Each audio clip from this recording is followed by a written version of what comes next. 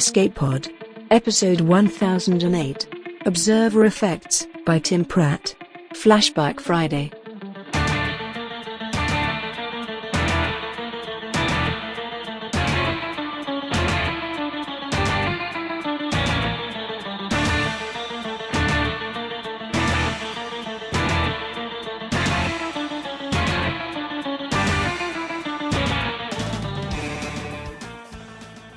Welcome to Escape Pod, the weekly science fiction podcast. I'm Alistair, your host, and this week's story originally appeared on June 22nd, 2012, as episode 350. It's the fourth stop on our year-long tour through some of the big numbers that EP has hit during its 20-year and counting to date voyage. And this time, the story comes from frequent flyers in the pod, Tim Pratt on words, and A. Kovacs on voice. Tim is the author of over 20 novels, most recently Philip K. Dick Award finalist The Wrong Stars. And Tim, if our bio for you is a little out of date, congratulations for all the finalist and award wins that have no doubt come after this. As T.A. Pratt, Tim wrote 10 novels in the Marla Mason urban fantasy series. His stories have appeared in the Best American Short Stories, the Year's Best Fantasy, and other nice places. He's a Hugo Award winner for short fiction and has been a finalist for World Fantasy, Sturgeon, Stoker, Mythopoeic, and Nebula Awards, among others. He's a senior editor at Locus Magazine and lives in Berkeley, California with his family. Every month he writes a new story for his Patreon supporters at patreon.com/Tim Pratt. A. Kovacs is a co-founder of Dark Overlord Media along with Scott Sigler. A operates as the publisher, scheduling the fiction projects, coordinating editing, print publication and ebook production, and also manages strategic partnerships.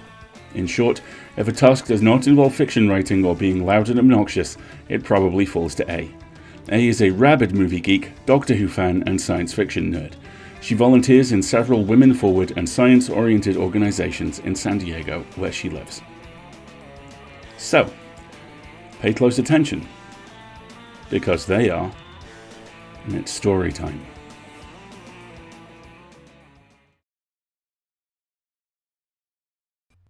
Observer Effects, by Tim Pratt. Ubiquitous surveillance isn't the problem. Asymmetrical, ubiquitous surveillance is the problem. The Liberator was playing Chinese checkers against himself and talking, like always. Who watches the Watchmen, after all? We were superheroes then. Celebrities, back when there were such things.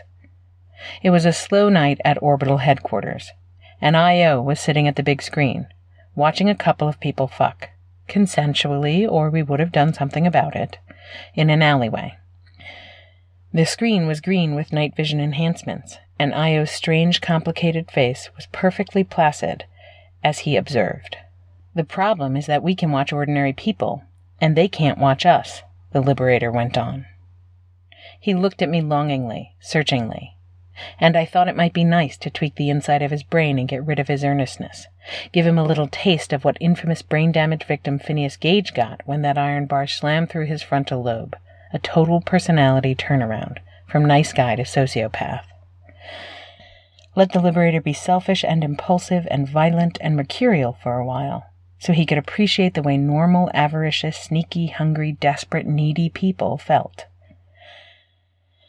But that was supervillain thinking, and I'd gone straight and narrow. In those days, I cured neurological damage instead of inflicting it. I fixed people. Except bad people. Those I was sometimes still allowed to play with. I'd refused to give up my supervillain name, though. The Liberator had wanted to call me Dr. Neuro when I joined his little boys' club, but I'd insisted on keeping my maiden name, as it were. Doctor. Please. I was a high school dropout. Do you see, the Liberator said? If ordinary people could see us, if everyone could see everyone else, it wouldn't matter if there were no privacy. I said, and tried to keep reading my book, a physics textbook. I was deep into a chapter on Heisenberg. His big achievement was the uncertainty principle, which says you can't know both the position and the momentum of a given particle at the same time. I know. You know that. But like I said, I didn't do much school. I had a lot of catching up to do if I was going to hang out with the super science types. I always thought the uncertainty principle had something to do with observing, how just the act of looking at something changed its nature. But apparently that's a whole different thing, called the observer effect. That's the kind of confusion you get when your grasp of physics comes from made-for-TV science fiction movies named after the monster that eats the boyfriend in the second act. I wasn't too clear on the implications of the uncertainty principle, but I understood the observer effect. Me and the boys observed things all the time. Io observed everything all the time. And we sure as hell changed what we saw if we thought it needed changing. In cultures where many people live in the same house, or otherwise in close quarters, they develop coping mechanisms to deal with the lack of privacy, the Liberator said. They are capable not just of ignoring one another, but of genuinely not noticing certain actions or behaviors of a personal and intimate nature. If everyone in the world could see everyone else at will, we would all surely develop those same skills, do you see? Selective blindness for the greater social good. Sure, I said, and turned to Paige. But for now, it's one way. We can watch ordinary people and see them commit crimes, yes, of course, and stop them. But we can also watch them masturbate, cross-dress, auto-asphyxiate, read stolen library books in the bath, drink too much, ingest recreational drugs, curl up into a ball in the shower and cry, walk around naked scratching themselves. Despite its benefits, our program of super surveillance is a gross invasion of privacy. So tell Io to stop looking, I said. Io didn't turn to look at me, but I could feel his attention. He could see everything, not just into your bedroom, but into your bank account and your safety deposit boxes and your web browser history too, and he could project whatever he saw as visual information on a screen. He was one of those freaks born with weird brain powers, like me, but there was some super science involved too, boosting his natural abilities. Io wasn't all-knowing. He couldn't see into your mind or your heart, but he was all-seeing. If I'd had a power like that, I might have kept on being a supervillain. But if somebody made him stop looking, what would that be like for Io? He'd probably go crazy. More crazy. It would be like going blind, times 1,000,000. Plus, our super team would lose all the money we made leasing Io's data mining skills to big business and the government, and from the occasional under-the-table spy job. That cash kept us in body armor and jump jets and energy drinks. The Liberator shook his head. The benefits of watching are too great for us to stop the program. Terrorism and violent crime are finally under control since Io joined our team. But the drawbacks... The Liberator's big, earnest face looked troubled. He'd been a farm boy or something, apparently, before his powers manifested, and he'd wrestled with moral and ethical questions the way only someone who'd never missed a meal could afford to. He went on. If every person on Earth could watch any cop, or politician, or soldier, or CEO at will, it would be fair. The police wouldn't bother you about your bondage porn collection or make fun of your taste in sappy romance movies, because you'd have access to their private peccadillos too, and everyone would learn to be forgiving and turn a blind eye, to truly respect privacy. Ubiquitous surveillance is a fact now. We are the guards watching prisoners in our panopticon. The genie is out of the bottle. The opportunities for abuses of power are vast, profound, staggering. But if we could turn the cameras around, it wouldn't matter if your employer could see what you did on your time off, if you could also see what he did in the privacy of his gated mansion. The police cannot so freely abuse you when everyone can witness their abuses too. What are you suggesting? Io spoke mildly, but blinked a couple of his eyes, the ones on top, which I thought betrayed some irritation. I'm suggesting we open our services to the public, the Liberator said. To anyone, at will. I'm suggesting we set up kiosks at the mall and post offices, so anyone can see anyone else at the press of a button. Io shook his head. Ordinary people can't afford our services. We'll charge a sliding scale, the Liberator said. We know how much money everyone really has, after all, so we don't have to worry about anyone cheating. It's not an invasion of privacy if it's universal. It's the end of privacy, and good riddance. "What do you think of our leader's idea, Legion?" Io asked me. I sucked my teeth and mulled it over. "I don't want people seeing me when I'm alone," I said finally. I was thinking about all the things I'd done in the past and all the things I thought I was still capable of doing. I don't care about being able to see what other people do either. I hate reality TV anyway, and peeping Toms are creepy. "Agreed," Io said. He paused. Not about the reality TV, obviously, but about not wanting people to watch me. The Liberator sighed. "Alas, as you all know, I was chosen as leader of our group because I was the only one deemed immune to bribery, intimidation, or influence. I do not require your approval. In fact, I've already set the plan into motion." "I'll quit," Io said. "You can't do it without me. You think I can't make a good living in the private sector? Don't get me wrong, I love the cape and all, but I won't be used. At the very least, we have to be excluded from surveillance." "No exclusions." The Liberator rolled a Chinese checker back and forth across the table. The tension between the big guy and Io was thicker than the walls of our space station. I prepared to use my power to lance into their brains and make microscopic telekinetic changes to forestall any sudden violence. The Liberator was basically just an unstoppable killing machine, shackled to a hyperactive conscience. But if I messed up his sense of proprioception and he couldn't tell where his arms and legs were, he'd have a hard time doing anything physically drastic, apart from falling down. But he took another tactic. "Io, you know a great many state secrets. Without my protection, every government on this planet would seek your immediate death. I repel assassination attempts daily. I don't bother to tell you about it because it's just part of my job. But if you'd like to leave..." Io blinked a few more eyes. "Right. So, kiosks? Okay." We enacted the plan. It was popular. Every person on Earth had chafed at the knowledge that their every move could be monitored by superheroes in the sky, but they leapt at the chance to wield that power on their own. Oh, people complained, from governments to civil liberties groups, but our space station was a sovereign nation. A long story, it happened after we saved the world one time. Unbound by any other country's laws. We cut businesses and municipalities in on the profits, and eventually, greed won, like usual. We couldn't install the kiosks fast enough, and our house geek, the solder soldier, was kept busy building more day and night. Everyone wanted to see what their spouses, kids, cousins, employees, bosses, mother-in-laws, elected officials, and babysitters were doing. They wanted to watch movie stars have sex with each other in private. They wanted to see their high school sweethearts naked in the shower. They wanted to see what great chefs ate at home. And those were the relatively harmless desires. In addition to the public surveillance kiosks, the Liberator sold private home consoles too, with a monthly subscription fee for unlimited use. Those were far more popular. People liked to watch their neighbors in private, even knowing they too could be watched.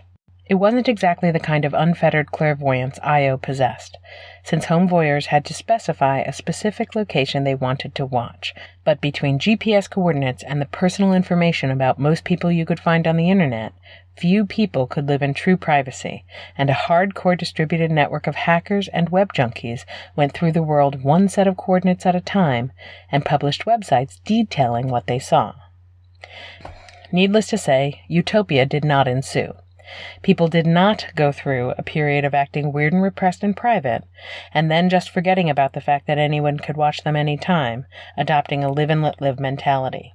It didn't go anything like the Liberator expected. He may be an impossibly powerful immortal, but despite his best efforts, he just does not understand human nature. He used to wear these stupid disguises, all wigs and fake mustaches and false noses, and go walking among the common people, observing them, trying to figure out what made him different from ordinary humans, besides his godlike powers. I tried to explain to him once that it's easy to be altruistic when you have everything, when you can do anything, that being generous means less when you have infinite riches to give, and that you won't even miss the goodies you hand out, but he never seemed to get it. After the kiosk debuted, the world went from having the lowest crime rate since the first hominid picked up a rock with murder in mind to a chaos of wartime proportions, but the war was among families, friends, acquaintances, citizens. It wasn't just people killing because they'd seen wrongs committed against them. It was people killing to prevent others from seeing the wrongs they'd committed, and killing out of shame and out of frustration, and pretty much any other motivation you could think of. Suicide skyrocketed. Everything was fucked. "Turn it off," the Liberator said finally, as we watched cities burn from our orbital headquarters. "Can't," Io said. "The open source movement hacked our consoles ages ago, so most of them can't be turned off remotely anymore, and people are making their own kiosks now. It's out of our control. All the surveillance capabilities are wirelessly connected directly into my nervous system. As long as I'm alive, people will be able to use this technology, and we can't do anything to stop them." I sidled up to the Liberator. I whispered in his ear, "If you were a supervillain, the solution would be obvious." I made a pistol of my thumb and forefinger and pointed it at the back of Io's head, and saw him tense. The Liberator tensed too, then shook his head. "No, Legion, that's not our way. But it gives me an idea." He took me to the super science lab. "Prosopagnosia," the Liberator said. "Can you cause it?" "Face blindness? Sure. If I screw around with the old fusiform gyrus in the frontal lobe, I can make it so people don't recognize faces anymore. They can't tell their wife from their dog walker, the president from a grocery clerk. They can see fine. Their brain just doesn't make the connection that the face belongs with that person.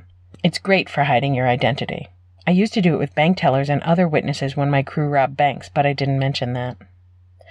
I want you to induce face blindness in every person on Earth," the Liberator said. I frowned. What? So nobody will be able to recognize the people they're spying on?" "Yes. Even if they know they're spying on the right person, I think the emotional element will be largely reduced if they can't recognize their faces. It should reduce the violence. Once people calm down, we can give them back their senses." "Okay," I said. Moral qualms were never much of an issue with me.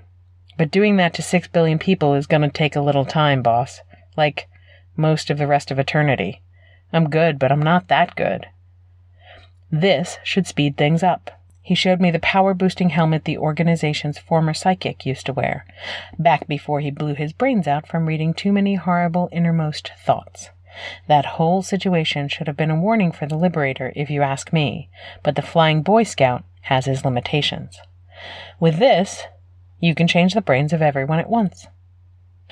"Everyone? Like Io? Solder Soldier? You too?" "All of us. It's only fair." Right. So I did it. Put on the helmet, tight and smelled like a dead guy's sweat, but it made me thrum with power. Then it was just tweak, tweak, tweak, and for all the people of Earth, every face became impossible to recognize. "That's it," I said, and took off the helmet, my head pounding. He squinted at me. "Your face." "Well, it worked." The Liberator put his hand on my shoulder and called me a good girl, and I wanted to give him aphasia and lots of other nasty brain glitches. Instead, I just smiled at his face, which I could still recognize because I don't hack my own brain, that's Rule 1, and said, "No problem, boss." He couldn't understand that I was smiling, of course, so I made it an especially nasty smile. 3 days later, Io jettisoned himself out of an airlock into the hard vacuum of space, probably because obsessive voyeurism is a lot less fun when you can only tell people apart based on the clothes they're wearing. All the ubiquitous surveillance consoles quit working as soon as Io was dead. The Liberator wanted me to fix everyone's brain after that, but by then I'd slipped into my civilian clothes and taken a teleport beam back to Earth. Why stay? Superheroing wasn't that much different from supervillaining, as it turned out, except it was more boring, and my coworkers were more self-righteous. Life is really easy when you're the only person who can identify individuals on site. Sure, most folks started wearing particular clothes or jewelry or decorations so their loved ones could identify them, but there are lots of deception and falsehood and con games the bad guys play along those lines too. I never wear the same outfit twice, and I change my hair and go through hats like most people go through toilet paper, so I'm basically invisible. The new children being born don't have the face blindness flaw, though I tweak the brains of any kids I encounter to eventually freak people out into thinking the condition is hereditary, just for kicks.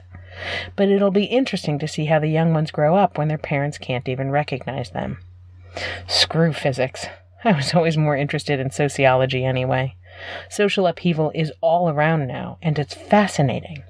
Celebrity culture's a thing of the past. Advertising is totally weird now. Mirrors are out of style. One-night stands are on the rise. I might write a book about it all. The Liberator, of course, was declared an enemy of the world for conspiring to alter the brains of everyone on Earth without consent, and to this day they shoot missiles at him whenever he flies across the sky. He's easy to recognize, because he still wears the same colorful suit whenever he flies. And, he's the only guy flying. But at least he doesn't have to bother much with disguises anymore. He can just change out of his costume and walk around at will, taking a long look at the faceless world he made. I ran into him once, on a crowded winter street, and he still had that same earnest expression, like the world is a problem he's just about figured out how to solve. I took comfort in the fact that I'm the only one left who could recognize the look. I whispered, "I see you," in his ear, and if he'd caught me, it would have been bad. He could have forced me to undo my work. But as fast as he is, I was faster. I just slipped off my jacket and took off my hat and disappeared into the crowd.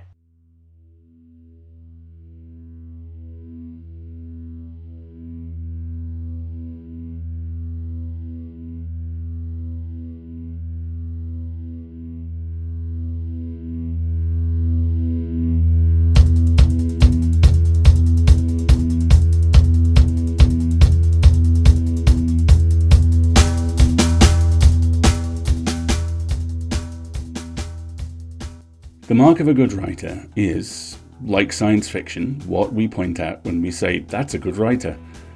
Today, I'm pointing at the fact that Tim explores issues of the surveillance state, the clash between public celebrity and public infamy, the invasion of privacy, and the moral grey area that superheroes as individuals and concepts alike exist within. And Tim did all this in 2012! None of these concepts are new arrivals, but given how they've dominated the cultural conversation since 2012, it's all the more impressive to see Tim catch this wave so early and ride it all the way in. What's even more impressive is the calm, ambiguous space that Tim and A both hold us in. This isn't just a story about a work-release supervillain. This is a story about a monster decorating their cage, or turned slightly to the left. This is a story about someone who embodies the concept that we decide whether or not we want to be good every day. And sometimes we have different answers to that question. That's what hooks me here, and it hooks me in a surprising way. Like a lot of people in my age group and below, I have a very healthy, I hope, skepticism of the vast majority of established organizations. I have put in work to make that skepticism healthy and to balance it with my own fundamental idealism. I think people are often great. I think organizations are often condensation nuclei for discrimination, hypocrisy, and incompetence. That's why this story lands so hard for me. It's the oddly life-affirming moment at the core of it. The realization that the impossible standard you're being held to is so impossible, not even the people holding it reach it. It's a moment of innocence lost the first time that happens. You get to the top of the mountain and find out the temple burned down decades ago and the priests are having a meeting about how to set the agenda to discuss beginning repairs. The realization that you might not be the adult in the room, but the truth is, no one is. And we're all just pretending. Looked at through a horror, nihilistic lens, that becomes Crowley's "do what thou wilt shall be the whole of the law." Looked at through a science fictional lens, that's the Orion Pax quote that closes this episode. Or this entire brilliant story. Or you. Or me. Everyone who has taken hits from this world, everyone who has been let down, which is everyone, asking one question of ourselves. What now? In the 13 years since this episode has aired, the world has soured. And the comforting truth of it always doesn't change the fact people are dying. People are being targeted for who they are, being let down by the people protecting them. Again. I am angrier than I was when this aired. I'm kinder too. I choose to think we all are. But then there's that question again, that question which changes emphasis depending on how you say it. What now? A battle cry, an exhortation, same shit, different day. What now? A blank page, awaiting a pen. Write a better future, one under no one's eye but your own. Brilliant work. Thank you, everyone. Let's talk about advertising. Starting October 1st, we're going to be introducing brief adverts at the beginning and end of our episodes. We surveyed our audience about this a little while ago, and a huge majority of responses not only said they had no issue with ads, aside from one thing, and we'll get to that, but asked us for an ad-free option for supporters. So, we have an ad-free option for supporters. If you're a supporter, you will get ad-free episodes plus bonus content, and if you subscribe before October 1st, you can lock in our current base rate of $5 per month forever. After October 1st, new subscribers will pay $7. So, I'm going to put this on a separate line all by itself. You can get us for $5 a month forever before the 1st of October, and after that, it'll be $7 a month. Now, the one thing folks did not want is mid-roll ads, and we are right there with you. For those that don't know, mid-roll ads land in the middle of the episode, so they break up the story. I promise you, right now, on the record, that we will never, ever do mid-roll ads. Ever. Now, we're taking on advertising for a few reasons. It helps us continue to support our creators. We believe everyone in our ecosystem deserves to be paid for their labor. And as a non-profit in an environment where grant funding is essentially a barren, featureless wasteland right now, we need to balance sustainability with our mission that we love, and that we can't do without you. We still need donations. We still need you. Think of this as an extra engine, not a replacement. So thank you for listening and for helping us bring free and accessible speculative audio fiction to listeners around the globe. And if you remember one thing from this, remember that you have until October 1st to lock that low price in. And if you can't subscribe, we still need and welcome one-time donations. Regardless of whether you do that or subscribe at the $5 before October 1st, you're giving us more than just money. You're giving us stability, reliability, dependability, the chance to plan ahead, maps, all good stuff. So if you can, please go to escapepod.org and click the lovely friendly buttons down the right-hand side.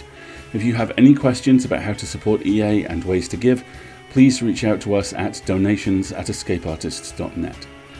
Now, if you can't afford to support us financially, then please consider leaving reviews of our episodes, or generally talking about them on whichever form of social media you're using to dissociate this week. We've been having a lot of success with Blue Sky in that regard, and we would love to see you there.